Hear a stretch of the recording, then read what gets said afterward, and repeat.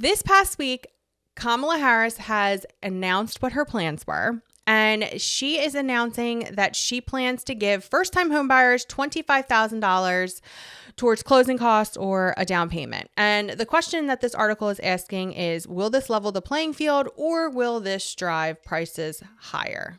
Okay, so here is my thought on this. It does not matter what political side, whoever says it, honestly. I do not understand why we keep wanting to address the demand side and not the supply side. And I get it. It's easier just to throw money at the problem than it is to actually address the problem. And really, the problem is that we have a supply shortage. So by throwing money at the demand side, this is just going to make this 10 times worse. So essentially, you're going to have more demand because first-time home buyers are going to have what they think more money to purchase. And at that point, we are going to drive the demand up, which is just going to result in home prices skyrocketing, like what we just went through during COVID. We had no supply. We had low interest rates, so we had high buyer demand. And essentially, this is why we saw such an epic increase in home prices. And this is literally what's going to happen again. I don't understand how they don't see it. To me, the most logical place to start would be getting investors out of the market, allowing families to purchase the homes. We do not need Wall Street, and we do not need these investors who are just going to jack up your rent. And also, I think that foreign entities or whoever need to not be allowed to purchase property in the United States. I mean, us as the United States, we're not allowed to purchase property in China or Europe if we don't have citizenship. So why are they allowed to do it here? And I'll be completely honest. I have who they say, and I have foreign investors essentially that reach out all the time. They tell me that they live in some country. I'm not going to name what country they live in. And they would like to purchase an investment property in Delaware. And to be completely honest with you, I do not answer them because No, I want to help families and I want to help people retire to Delaware. And I want to help people. I don't want someone coming in and essentially just buying a rental property and then jacking up the price and continuing to jack up the price. There are fellow rental agents that have been complaining just this week about the fact that rent has just increased astronomically over the past, honestly, 4 years. So for me, I think this is just going to drive prices higher. I don't think this is the right way to go. I really think we need to address the supply concerns, whether it be that we give, I don't even know, like incentives for builders or like tax breaks for like builders or something, anything to help have affordable homes and address the supply issue instead of addressing the demand issue. And instead of just throwing money at a problem, really addressing it and figuring it out. Like I said, this does not matter what side you are. It doesn't matter. It really breaks down to addressing the supply issue. I really think is what's going to help us. So, all right. Well, now that I've gone on that little rant, let's switch over. So an article came out at Realtor.com that said they wanted to ask home buyers how low interest rates needed to go in order to them to want to purchase a home. And I was a little surprised by this. Many home buyers said that they would want home price or interest rates to fall below 6%. This person, she was looking to purchase in Arizona. Her price range was between $500,000 and $1 million. And she said, I would like interest rates to go below 6% and then I would purchase. I did not think below 6%. I really thought they were going to say below 5, below 4, 2, which I don't think we're ever really going to ever see again. But yeah, I think at 500,000 to $1 million, if that is your budget, I mean, even below 6%, that still makes your monthly payment pretty hefty. Now, this person their price range was from 300 to 450, and they wanted to see rates go below 5. Now, this is more what I was expecting. I was expecting someone to say that their budget was between 300 and 450 because that seems to be the sweet spot, and I totally understand. And they wanted to see rates go below 5. I think this person is definitely, I think she's reasonable. This is how I would feel if I was a buyer. I would want rates to be below 5, and I, just based off of my own personal budget, would want to purchase a house between 300 and 450 if the market allowed it. And she said she bought a house in 2021 with a loan of the fixed rate as 3.2%. While the rate was great, she purchased right when the real estate prices had peaked, paying more than $100,000 over asking. To cover this loan, her family gifted her money, which ended up being messy, she says. Ugh, yeah. So it sounds like she has to pay her mortgage, plus she has to pay back her family, which essentially she has been doing by doing side hustles. And after she sells, she plans to rent until she can afford to get back into the market. Oh, I'm sorry. So she is trying to sell her current house so that she can pay that mortgage and pay her family back. Ooh. See, this is why back in 2020, 2021, even 2022, I was saying, if you don't think you can afford, do not purchase. Do not make the FOMO essentially make you want to purchase a house that is over your budget and makes you do absolutely crazy things like borrowing money, especially if you don't have a good relationship with the people that you borrowed money from. So, that stinks. This person says, as an investor, I want rates to be in the low 6 range. So this is what's really, really frustrating. So as an investor, I do not think you should be I personally think there's got to be some kind of regulation, whether it be that a home has to be on the market for, I don't even know, 3 weeks, a month before an investor can purchase it. I just think that having investors come in with cash, because let's be honest, they always have cash, and or this person doesn't have cash actually, but they seem to always have cash. So they beat out families that are looking for, their family home essentially.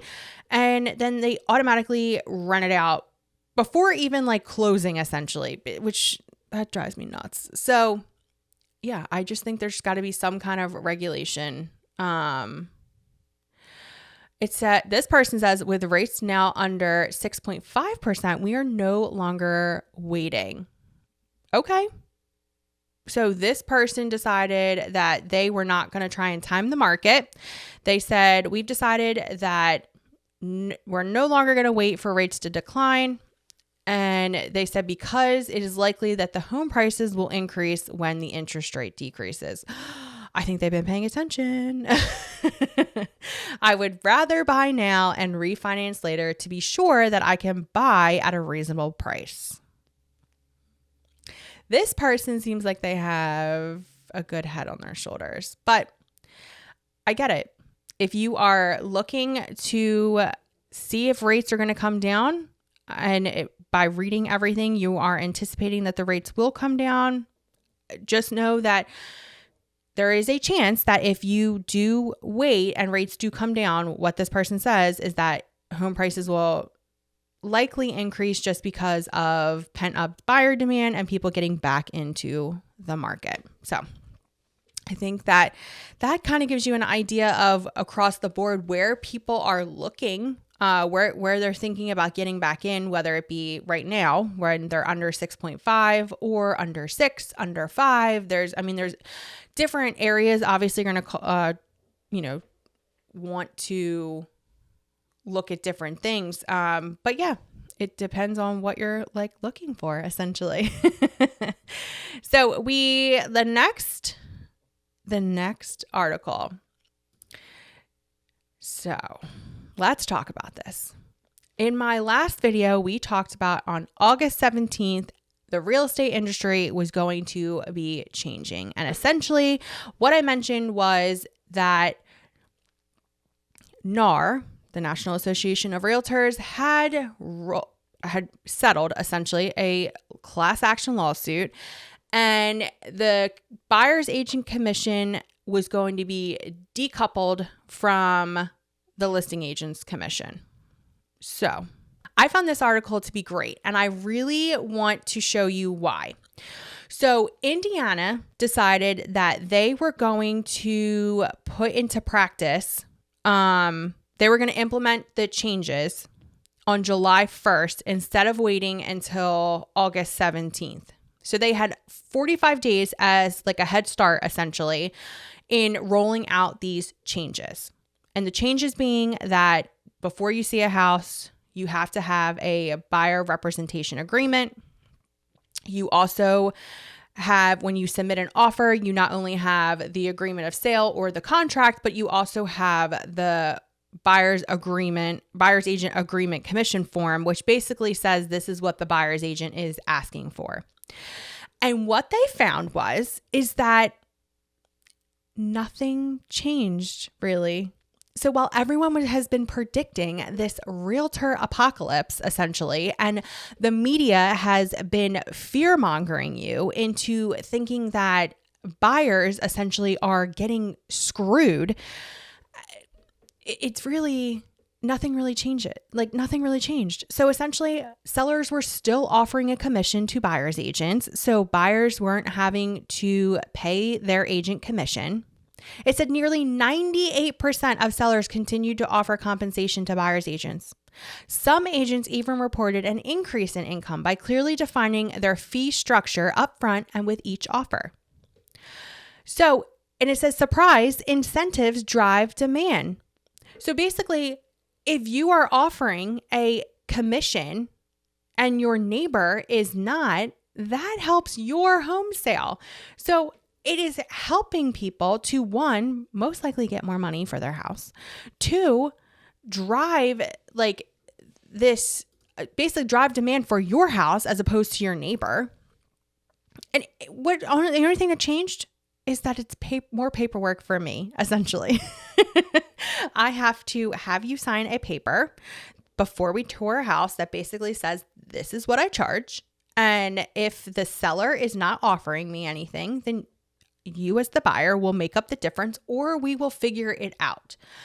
But I think what's happening here is that it's going to give you a competitive edge as the seller. We can no longer put it on the MLS. So it's not like people know before showing the house, essentially, what you're offering or not offering. And I think it's going to I do think there's going to be downward pressure on commissions. But I ultimately think that the thought that, I don't need a realtor, or, I'm not going to be represented. I just don't think that is the case. People want realtors, right? Like, not everyone. Some people, most people, I think most want a realtor, because buying a house is the largest purchase that you will ever make probably in your lifetime. And the fact of the matter is that you're not buying a house every day. So you're not in it every day. So most people do not know the paperwork, do not know how not to get sued, how to negotiate the repairs, especially if a buyer comes in unrepresented. They essentially they don't realize that you as the seller only need to address the major defects. They're asking for everything, minor safety defects, everything, because they don't understand. They don't do this every day. They also don't know that they have to, in Delaware, contact an attorney They just don't know. So at least most of my clients have said, I need a realtor. I don't know what I'm doing. I don't want to mess this up. I don't want to get screwed. I don't want to get sued either. And they're willing to pay a realtor. So I personally think that I do think that this was needed, 1,000%. I think that having a contract with the buyer, I guess it's a little bit more skin in the game, essentially, and it's just like a listing agreement. Like our buyer representation agreements look just like our listing agreements, and they can be canceled in writing, just like a listing agreement can. So I personally think they were needed. And I'm very happy with the change. And like I said, I didn't think a realtor apocalypse was going to happen, but I know many people did. No.